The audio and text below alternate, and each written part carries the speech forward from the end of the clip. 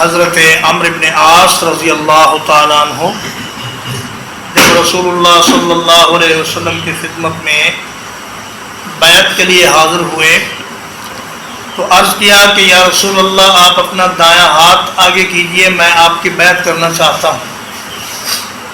تو رسول اللہ صلی اللہ علیہ وسلم نے اپنا دایاں ہاتھ بڑھایا تو عمر نے اپنا ہاتھ کھینچ لیا۔ آپ نے فرمایا عمر تمہیں کیا ہوا؟ کہنے لگے کہ یا رسول اللہ میں ایک شرط کرنا چاہتا ہوں۔ آپ نے فرمایا کرو، کیا شرط کرنا چاہتے ہو؟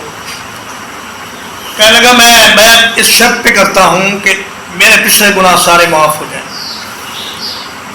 تو رسول اللہ صلی اللہ علیہ وسلم نے فرمایا اے عمر، کیا تمہیں پتہ نہیں ہے